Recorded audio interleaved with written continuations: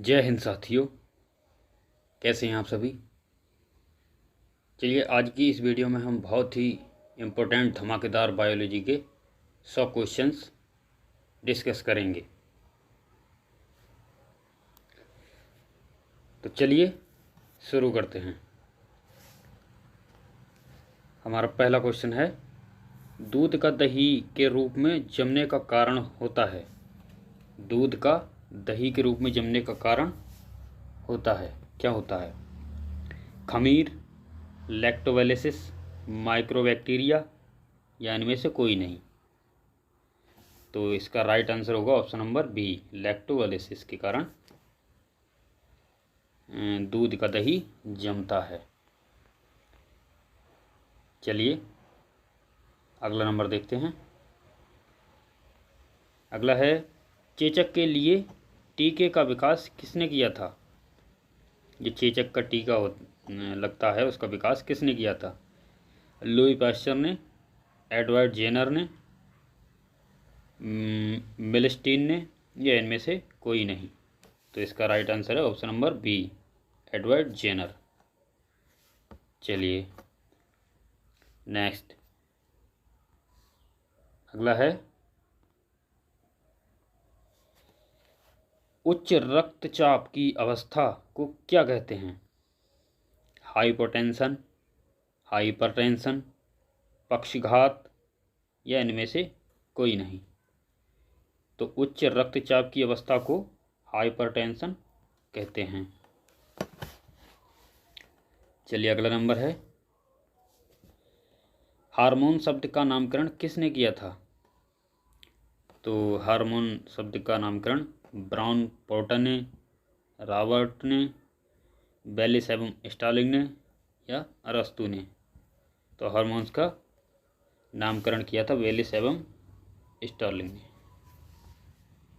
चलिए अगला देखते हैं। अगला है, पृथक्करण का नियम किसने दिया था? डार्विन ने, बेबीलोनियन ने, मेंडल ने या एसिरियंस ने।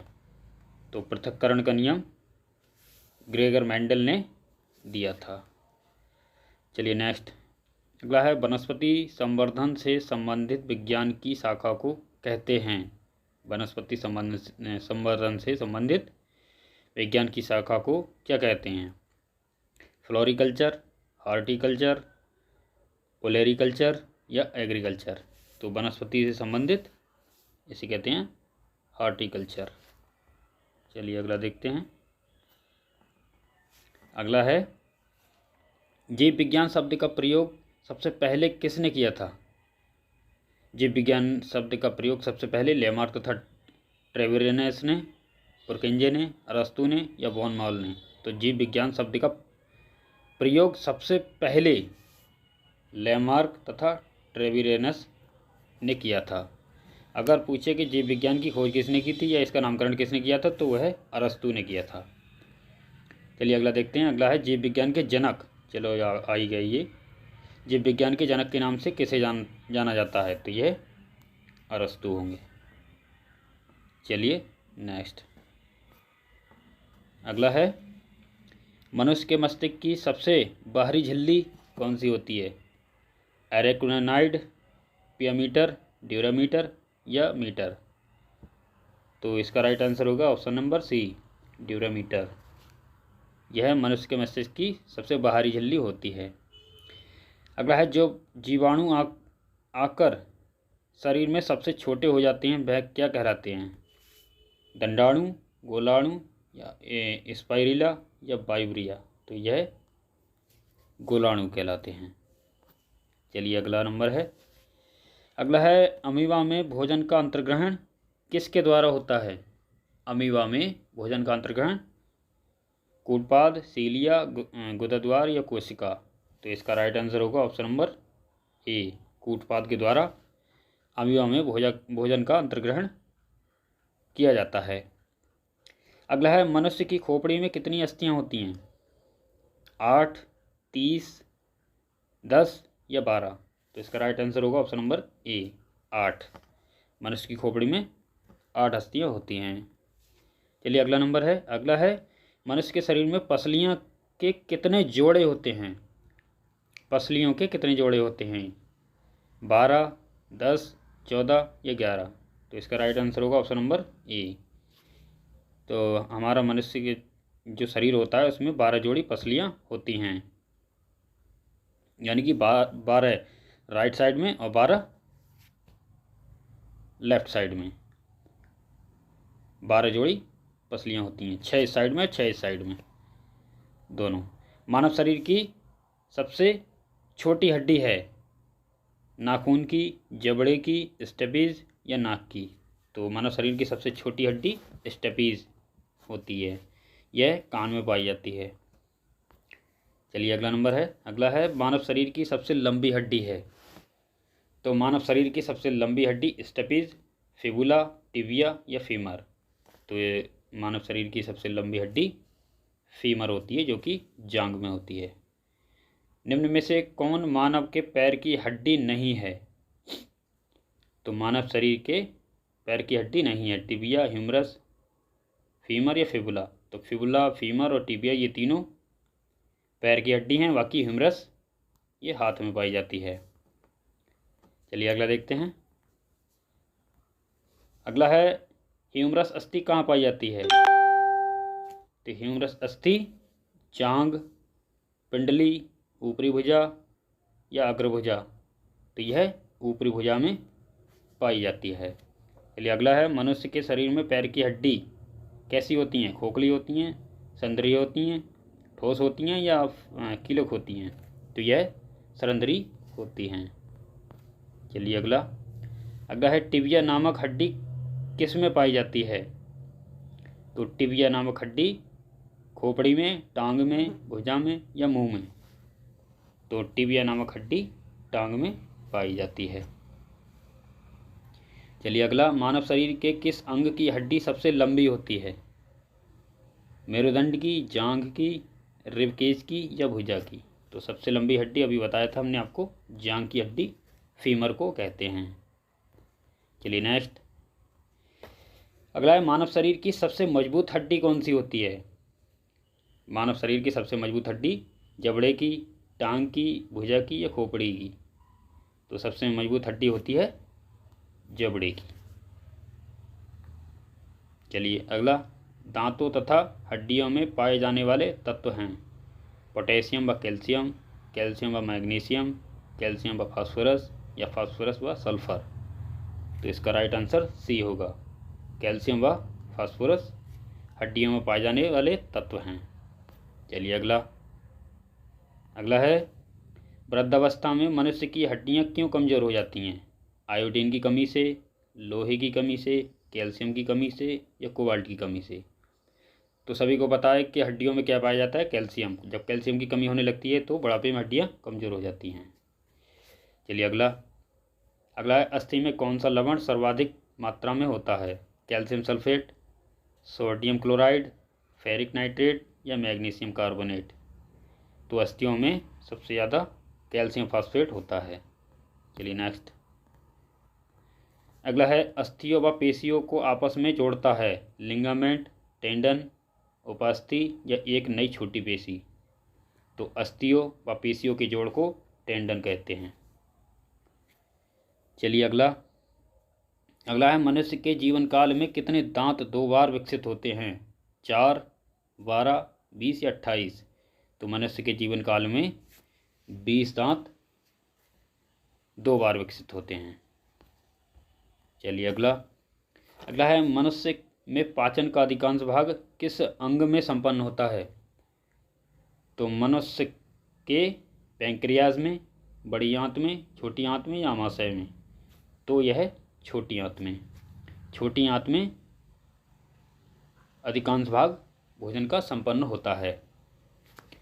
अगला है मनुष्य में पाचन क्रिया कहाँ प्रारंभ होती है? मलाशय, आमाशय, मुख या आमाशय? तो इसका राइट आंसर है ऑप्शन नंबर सी, मुख में ही पाचन की क्रिया प्रारंभ हो जाती है। अगला है मानव की पाचन नली लगभग कितने फीट लंबी होती है? 16, 18, 22 या 32? तो मानव की पाचन नली जो होती है वो लगभग 32 फीट लंबी होती है। चलिए नेक्स्ट अगला है, मुख में स्टार्च का शर्करा में पाचन किसके द्वारा होता है? मुख में स्टार्च का शर्करा में पाचन किसके द्वारा होता है? तो एमाइलेज के, टाइलिन के, पेप्सिन या लाइपेज। तो मुख में कौन सी शर्करा पाई जाती है? ये टाइलिन के द्वारा पाचन होता है। चलिए नेक्स्ट अगला है, पाचन तंत्र का हिस्सा नहीं है, यकृत, पित्ताशय, कार्निया या आंत। तो आंत में भी पाचन होता है, पित्ताशय से पित्त निकलता है और पाचन होता है। यकृत से पित्त निकलता है और पाचन करता है, और वो पित्त पित्ताशय में जाके एकत्रित हो जाता है। तो ये सारे के सारे भाग पाचन तंत्र के हैं, जबकि कार्निया आँख में पाया जाता है। चलिए अगला है, शरीर के लिए एंजाइम आवश्यक होते हैं क्योंकि ये शरीर के लिए ऊर्जा प्रदान करते हैं, ये तंत्रिका क्रियाओं को नियंत्रित करते हैं, ये शरीर के रचनात्मक भाग हैं, या ये जीव रासायनिक क्रियाओं के प्रेरक हैं। तो इसका राइट आंसर जो है वो ऑप्शन नंबर डी होगा। ये जीव रासायनिक क्रियाओं के प्रेरक हैं, इसीलिए आवश्यक होते हैं। चलिए अगला है, दुग्ध प्रोटीन को पचाने वाला एंजाइम कौन सा होता है?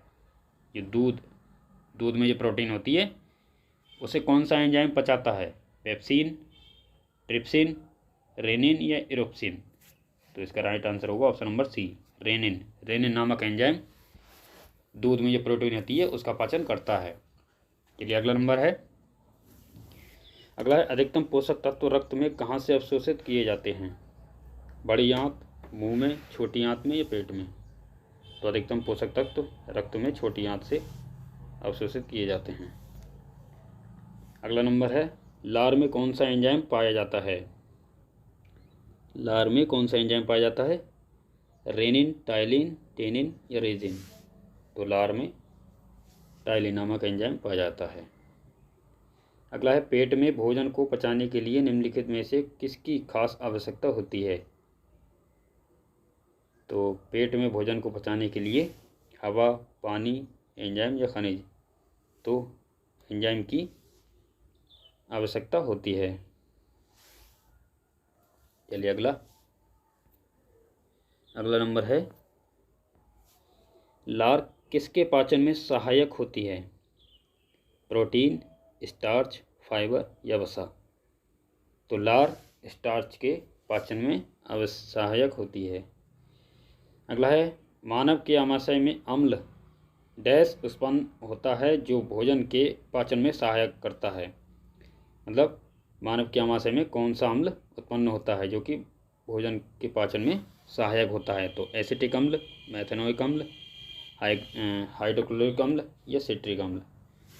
तो मानव के आमाशय में HCl यानी कि हाइड्रोक्लोरिक अम्ल, HCl क्लोरिक अम्ल उत्पन्न होता है जो भोजन के पाचन में सहायक होता है। चलिए अगला है, मानव शरीर में भोजन का रक्त द्वारा अवशोषण कहाँ सर्वाधिक होता है? मानव शरीर में भोजन का रक्त द्वारा अवशोषण सर्वाधिक कहाँ होता है? यकृत में, आमाशय में, छोटी आंत में या बड़ी आंत में? तो सबसे ज़्यादा अवशोषण छोटी आंत में होता है।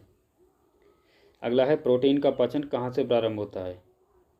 तो प्रोटीन का पाचन छोटी आंत, मुख गुहा, ग्रासनली या उदर। तो प्रोटीन का पाचन उदर से प्रारंभ होता है। चलिए अगला है, आमाशय द्वारा स्रावित रस भोजन को आसानी से पचा लेते हैं, लेकिन आमाशय स्वयं इन पाचन रसों से अप्रभावित रहता है क्योंकि आमाशय की दीवार श्लेष्मा के द्वारा सुरक्षित रहती हैं।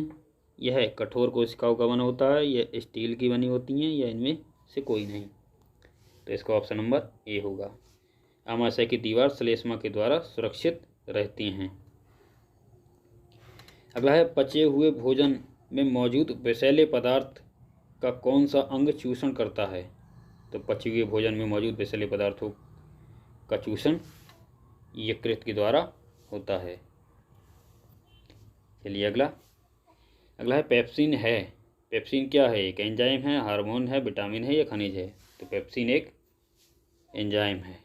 चलिए अगला, पेप्सिन बदल देता है स्टार्च को शर्करा में, प्रोटीन को पॉलीपेप्टाइड में, प्रोटीन को एमिनो अम्ल में या वसा को वसा अम्ल में? तो पेप्सिन प्रोटीन को पॉलीपेप्टाइड में बदल देता है।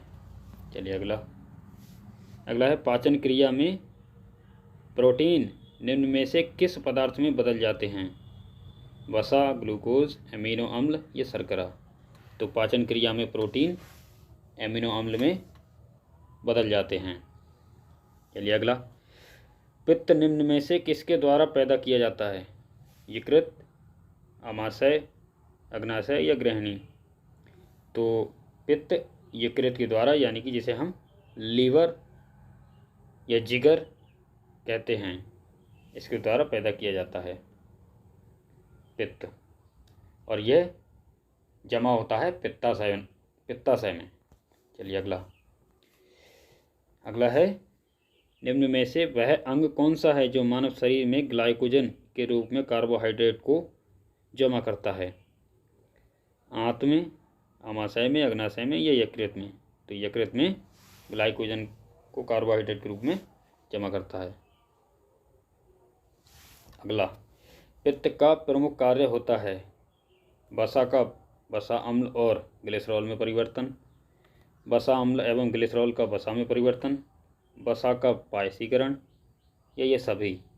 तो इसका राइट आंसर होगा वसा का पायसीकरण। यह पित्त का प्रमुख कार्य होता है। चलिए अगला नंबर, अगला है पित्त जमा होता है पित्ताशय में, ग्रहणी में, यकृत में या प्लीहा में? तो पित्त पित्ताशय में जमा होता है। चलिए अगला है, सर्वप्रथम रक्त परिसंचरण तंत्र का अध्ययन किसने किया था? लैंडस्टीनर, कार्नबर्ग, ब्राउन या हार्वे? तो इसका राइट आंसर होगा विलियम हार्वे। इन्होंने सर्वप्रथम रक्त परिसंचरण तंत्र का अध्ययन किया था। अगर पूछे कि सर्वप्रथम रक्त परिसंचरण तंत्र की खोज किसने की थी, तब होगा कार्ल लैंडस्टीनर। चलिए अगला, अगला है पेसमेकर का संबंध किससे है? गुर्दे से, दिमाग से, फेफड़ा से या हृदय से? तो पेसमेकर का संबंध हृदय से होता है। पेसमेकर का संबंध किससे है? मूत्र बनने का नियमन, पाचन क्रिया का नियमन, दिल की धड़कन प्रारंभ करना या श्वास की क्रिया करना? तो यह दिल की धड़कन प्रारंभ करना, इसका संबंध इससे है। चलिए अगला, अगला नंबर है गति प्रेरक किससे संबंधित हैं? गुर्दा, मस्तिष्क, हृदय या फेफड़ा? तो गति प्रेरक हृदय से संबंधित हैं। चलिए अगला नंबर, अगला है निम्न में से किनकी भित्तियों पर रक्त द्वारा डाले गए दबाव को रक्तदाब कहते हैं? दिल, सिरा, धमनी या कोशिका?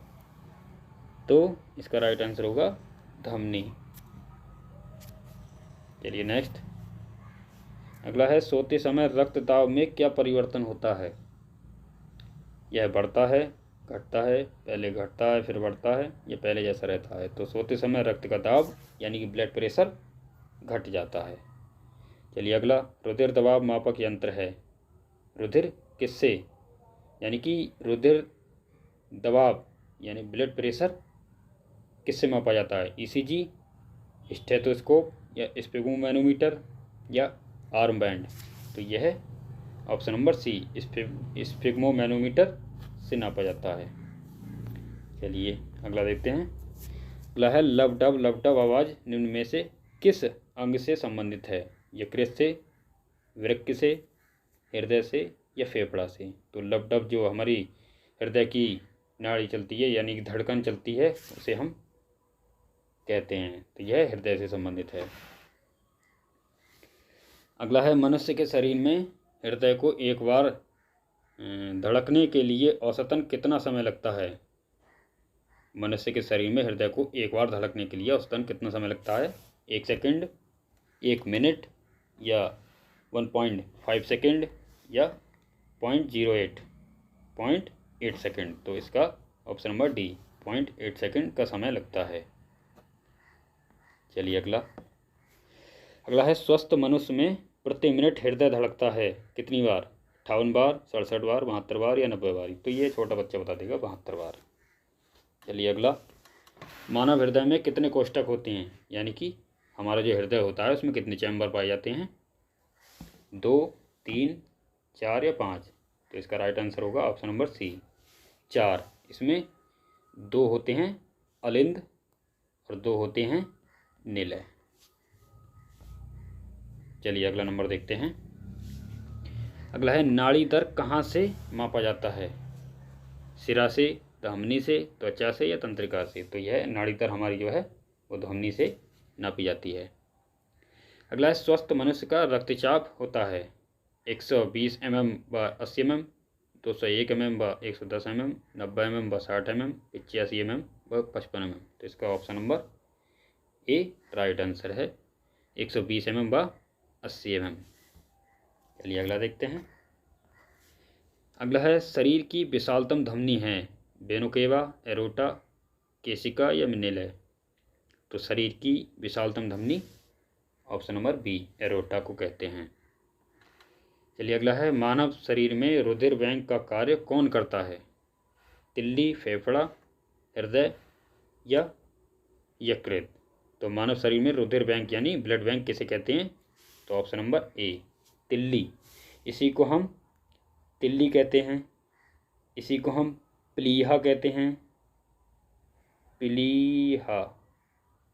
इसी को हम स्प्लीन कहते हैं, स्प्लीन। इसी को हम तिल्ली कहते हैं। ठीक है, तो यही मानव शरीर में रुधिर बैंक का कार्य करता है, यानी कि प्लीहा, स्प्लीन या तिल्ली। चलिए अगला। अगला है रक्त में पाई जाने वाली धातु है। तो रक्त में कौन सी धातु पाई जाती है? कैल्शियम, जिंक, सोडियम या लोहा? तो रक्त में आयरन या लोहा, जिसे हम Fe से दर्शाते हैं, इसी को हम आयरन कहते हैं और हिंदी में से लोहा कहते हैं। रक्त में हमारे लोहा पाया जाता है। अगला है रक्त का शुद्धिकरण कहाँ होता है? तो रक्त का शुद्धिकरण फेफड़ा, यकृत, किडनी या ये सभी? तो रक्त का शुद्धिकरण किडनी में होता है, जिसे वृक्क भी कहते हैं। चलिए अगला नंबर। निम्न में कौन सा कथन सही है? शरीर में सारा रक्त किडनी के माध्यम से मिल जाता है, शरीर में सारा रक्त किडनी के माध्यम से गुजरता है, शरीर में सारा रक्त किडनी के माध्यम से शुद्ध होता है, या शरीर में सारा रक्त किडनी के माध्यम से बनता है? तो रक्त किडनी के माध्यम से नहीं बनता है, शरीर में सारा रक्त किडनी के माध्यम से शुद्ध होता है। ये ऑप्शन नंबर सी राइट होगा, यानी कि जो हमारे शरीर में ब्लड क्षमता है, शुद्ध होता है, तो वो कहाँ होता है? किडनी में, वृक्क में। चलिए अगला नंबर। अगला है मानव शरीर में खून का शुद्धिकरण की प्रक्रिया को क्या कहते हैं? डायलिसिस, हीमोलिसिस, ऑस्मोलिसिस या पैरालिसिस? तो यह इसे हम कहते हैं डायलिसिस। मानव शरीर में खून के शुद्धिकरण क्रिया को डायलिसिस कहते हैं। चलिए अगला है रक्त में लाल रंग निम्न में से किसके कारण होता है? प्लाज्मा, हीमोग्लोबिन, आरबीसी या डब्ल्यूबीसी? तो रक्त का जो लाल रंग होता है वो हीमोग्लोबिन के कारण होता है। चलिए अगला है हीमोग्लोबिन में होता है तांबा, लोहा, मैग्नीज या जस्ता? तो हीमोग्लोबिन में अभी हमने बताया लोहा पाया जाता है। चलिए अगला। अगला शरीर में हीमोग्लोबिन का कार्य है ऑक्सीजन का परिवहन, जीवाणुओं का नाश, रक्ताल्पता का निवारण, लौह का उपयोजन? तो इसका राइट आंसर होगा ऑप्शन नंबर ए ऑक्सीजन का परिवहन हीमोग्लोबिन का कार्य होता है। अगला है। चलिए अगला नंबर है शरीर में हीमोग्लोबिन का कार्य है ऑक्सीजन का परिवहन, जीवाणुओं का नाश, रक्ताल्पता का निवारण या लौह का उपयोजन? तो इसका राइट आंसर होगा ऑप्शन नंबर ए ऑक्सीजन का परिवहन। अगला है हीमोग्लोबिन किसका महत्वपूर्ण घटक है? आरबीसी, डब्ल्यूबीसी, पट्टिकाणु या जीव द्रव्य? तो इसका राइट आंसर होगा हीमोग्लोबिन आरबीसी का महत्वपूर्ण घटक है। चलिए अगला नंबर। अगला है कौन सी रक्त वाहिकाएं साफ रक्त फेफड़ों से हृदय में ले जाती हैं? फुफ्फुस धमनी, हृदय धमनी, हृदय सिरा या फुफ्फुस सिरा। तो फुफ्फुस सिरा साफ रक्त फेफड़ों से हृदय में ले जाती हैं। अगला है, निम्न में से किसकी सहायता से रक्त द्वारा ऑक्सीजन ले जाया जाता है? लोहित कोशिकाएं, बिंबाणु, लसिकाणु या श्वेताणु। तो यह लोहित कोशिकाओं के द्वारा ऑक्सीजन ले जाया जाता है। चलिए अगला नंबर है, अगला है, किसकी मौजूदगी के कारण शरीर के भीतर रक्त जमता नहीं है? फाइब्रिन, प्लाज्मा, हीमोग्लोबिन या हेपेरिन। तो यह हेपेरिन के कारण नहीं जमता है। अगला है, मानव शरीर का रक्त बैंक कहलाता है? तो मानव शरीर का ब्लड बैंक प्लीहा, यकृत, हृदय या किडनी। तो यह होगा प्लीहा। चलिए अगला है, रुधिर के प्लाज्मा में निम्न में से किसके द्वारा एंटीबॉडी निर्मित होती है? मोनोसाइट, लिम्फोसाइट, इयोसिनोफिल या न्यूट्रोफिल। तो यह लिम्फोसाइट रुधिर के प्लाज्मा में द्वारा एंटीबॉडी निर्मित होती है। किसके? लिम्फोसाइट के द्वारा। अगला है, लाल रक्त कणिकाएं किस नाम से जानी जाती हैं? एरिथ्रोसाइट, ल्यूकोसाइट, थ्रोम्बोसाइट या डायनोफिल्स। तो हमारी ये WBC होती हैं, red BC, red blood cells, इन्हें हम एरिथ्रोसाइट के नाम से जानते हैं। चलिए अगला है, लाल रक्त कणिकाएं कहाँ उत्पन्न होती हैं? तिल्ली में, वृक्क में, यकृत में या अस्थिमज्जा में। तो यह अस्थिमज्जा में उत्पन्न होती हैं, जिसे हम इंग्लिश में बोन मैरो कहते हैं। अगला है, निम्न में से किसको RBC का कब्रिस्तान कहा जाता है? तो RBC का कब्रिस्तान यकृत को कहा जाता है, अस्थिमज्जा को कहा जाता है, प्लीहा को कहा जाता है या परिशोधिका को कहा जाता है। तो यह प्लीहा को कहते हैं, प्लीहा या स्प्लीन। चलिए अगला है, लाल रक्त कोशिकाओं का जीवन काल कितना होता है? 120 दिन, 150 दिन, 180 दिन या 190 दिन। तो लाल रक्त कोशिकाओं का जीवन काल 120 दिन का होता है। चलिए अगला है, उच्च उन्नतांश पर मानव शरीर में RBC क्या होगा? उच्च उन्नतांश पर मानव शरीर में RBC पर क्या फ़र्क पड़ेगा? इनका आकार बढ़ेगा, इनका आकार घटेगा, इनकी संख्या बढ़ेगी या इनकी संख्या घटेगी? तो इनकी संख्या बढ़ेगी जब ऊंचाई पर जाएंगे तो। चलिए अगला नंबर है, सफ़ेद रक्त कण का मुख्य कार्य है? CO2 ले जाना, O2 ले जाना, रोग प्रतिरोधक क्षमता धारण करना या इनमें से कोई नहीं। तो सफ़ेद रक्त कणिकाएं जो होती हैं WBC, उनका कार्य होता है ऑप्शन नंबर C, रोग प्रतिरोधक क्षमता धारण करना। चलिए अगला नंबर है, मनुष्य के रक्त में श्वेत रक्त कणिका रुधिराणु की कौन सी किस्म अधिक होती है? इयोसिनोफिल्स, बेसोफिल्स, लिम्फोसाइट या न्यूट्रोफिल्स। तो इसका राइट आंसर होगा न्यूट्रोफिल्स। मनुष्य के रक्त में श्वेत रक्त रुधिराणुओं की न्यूट्रोफिल्स की किस्म सबसे अधिक होती है। अगला है, जब कोई बाहरी पदार्थ मानव रुधिर प्रणाली में प्रविष्ट होता है तो प्रतिक्रिया कौन प्रारंभ करता है? RBC, WBC, पट्टिकाणु या जीव द्रव्य। तो बाहरी कोई पदार्थ जब मानव रुधिर में प्रविष्ट होता है तो यह WBC सक्रिय हो जाती हैं। अगला है, रक्त समूह की खोज किसने की थी? लैंडस्टीनर, डिवाइन, वियनर या ल्यूवेनहॉक। तो रक्त समूह की खोज कार्ल लैंडस्टीनर ने की थी। चलिए अगला है, किस रक्त वर्ग में एंटीबॉडी नहीं पाई जाती है? तो A में, B में, AB में या O में। तो एंटीबॉडी AB में नहीं पाई जाती है। अगला है, किस रुधिर वर्ग में दोनों एंटीबॉडी पाई जाती हैं? A में, B में, AB में या O में। तो एंटीबॉडी किस में पाई जाती हैं? O में, और एंटीजन AB में। चलिए अगला देखते हैं, अगला है किस रक्त वर्ग में कोई एंटीजन नहीं पाया जाता है। तो कोई भी एंटीजन ए में नहीं पाया जाता, ए बी में नहीं पाया जाता है या ओ में नहीं पाया जाता है। तो यह इसका राइट आंसर होगा ओ में।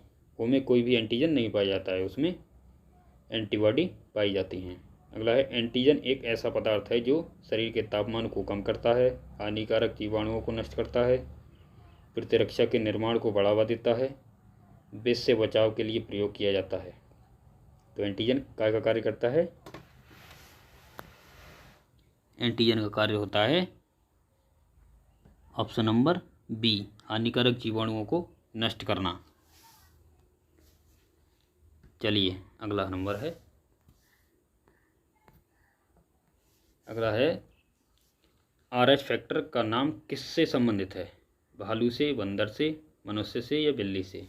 तो RH फैक्टर बंदर से संबंधित है। चलिए अगला है RH तत्व के अनुसार कौन सी जोड़ी विवाह के लिए उपयुक्त नहीं होती है। RH प्लस पुरुष तथा RH माइनस महिला, RH माइनस पुरुष तथा RH प्लस महिला, RH प्लस पुरुष तथा RH प्लस महिला, RH माइनस पुरुष तथा RH माइनस महिला। तो इसका राइट आंसर होगा option number A, RH plus पुरुष तथा RH माइनस महिला। चलिए अगला देखते हैं। अगला है संतानों को भ्रूणीय अवस्था में माता के गर्भाशय के अंदर ही रक्त का थक्का बनने से मौत हो जाती है। इस रोग को इरिथ्रोब्लास्टोसिस कहा जाता है। इसका कारण है पिता का RH प्लस तथा माता का RH प्लस होना, पिता का RH माइनस तथा माता का RH प्लस होना, पिता का RH माइनस तथा माता का RH माइनस होना, पिता का RH प्लस तथा माता का RH माइनस होना। ये अभी हमने पिछले बताया था। यह है देखो, पिता का पुरुष का RH प्लस तथा RH माइनस, महिला ये जोड़ी विवाह के लिए उपयुक्त नहीं होती है। चलिए अगला नंबर देखते हैं। अगला इसका राइट आंसर होगा option number D, RH plus पिता तथा RH माइनस माता। अगला है रक्त समूह ओ वाला व्यक्ति किस रक्त समूह के व्यक्तियों से रक्त ले सकता है। केवल ए और बी, ए कॉमा बी और ओ और ए बी, या केवल ओ। तो ओ वाला सिर्फ और सिर्फ ओ से ही रक्त ले सकता है। चलिए अगला नंबर है एक, यदि एक पिता का रक्त वर्ग ए है और माता का ओ है तो उनके पुत्र का कौन सा रक्त वर्ग हो सकता है। A, A B, O, B comma A B तथा ओ। तो उसका रक्त वर्ग हो सकता है ओ ब्लड। चलिए अगला है कोई भी प्रकार के रक्त वाला व्यक्ति किसी आकस्मिक संकट के किस प्रकार के रक्त वाले आदमी को रक्तदान कर सकता है। बी या ए बी या ए या ओ, ए बी या बी। तो इसका राइट आंसर होगा ऑप्शन नंबर डी। यह किसको दान कर सकता है, ए बी या बी को। चलिए अगला है दिमाग की किस भाग में भूख लगने व भोजन से तृप्ति की अनुभूति कराने के केंद्र स्थित होते हैं। प्रमस्तिष्क गोलार्ध में, सेरिबेलम में, हाइपोथैलेमस में या मेडुला ऑब्लांगाटा में। तो यह भूख लगने की या आंतरिक जो भी क्रियाएं होती हैं, जैसे भूख लगना, पेट में दर्द होना या किसी और आंतरिक क्रियाओं को कौन बताता है, हाइपोथैलेमस। चलिए अगला है मानव दिमाग में बुद्धि का केंद्र होता है। सेरिबेलम, सेरिब्रम, मेडुला ऑब्लांगाटा या इनमें से कोई नहीं। तो इसका राइट आंसर होगा सेरिब्रम। सेरिब्रम नहीं, सेरिबेलम। इसका आंसर होगा सेरिबेलम। चलिए अगला है सेरिब्रम किससे संबंधित है, हृदय, यकृत, दिमाग या नाड़ी। तो सेरिब्रम दिमाग से संबंधित है। अगला है श्वसन की क्रिया संपन्न होती है माइटोकॉन्ड्रिया में, हरित लवकों में, राइबोसोम में या लाइसोसोम में।